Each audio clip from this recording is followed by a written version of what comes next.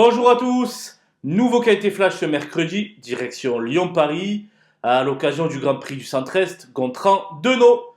C'est un groupe 3, réservé à des chevaux âgés de 611 ans.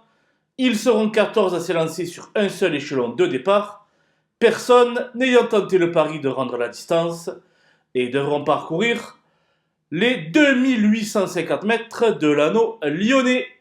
Une très belle épreuve dans laquelle le tandem Éric Raffin-Jean-Michel Baudouin est à suivre en priorité. Et on voit ça tout de suite avec mon analyse.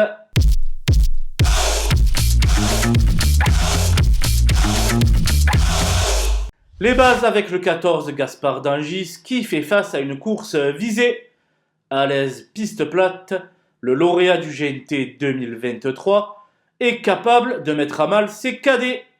Je vais ensuite reprendre la ligne du 2 juillet à Vichy, où le 12 It's a Dollar Maker prenait le meilleur sur le 7 In Excess Bleu.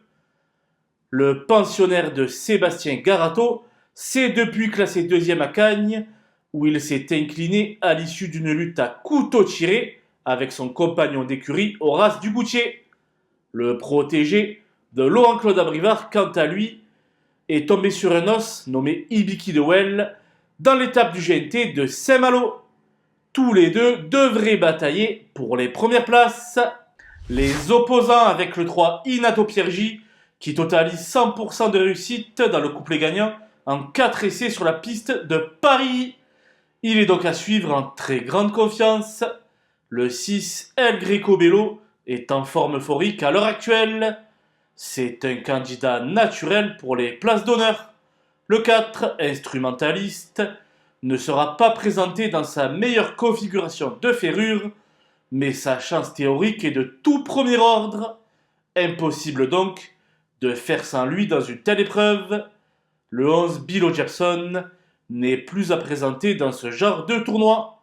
Pour sa première association avec Franck Nivard, il va défendre chèrement ses chances.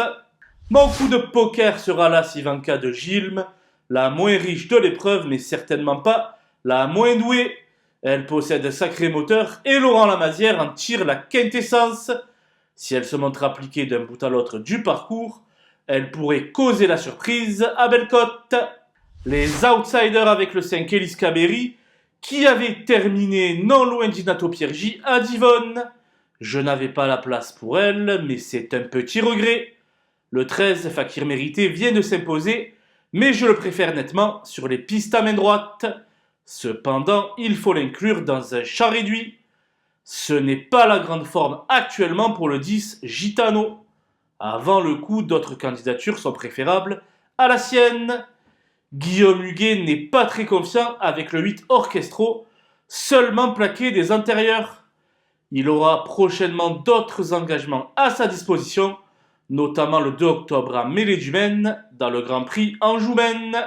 Le 2 Boléro-Gare n'a tout simplement aucune chance dans cette épreuve. J'ai également fait l'impasse sur le 9 Inès Desriou, à revoir sous la selle. Voilà, nous avons passé en revue les 14 partants de ce Grand Prix du Centre-Est, Gontran-Denot. Je vous laisse avec ma sélection et mes conseils de jeu. Bon jeu à tous!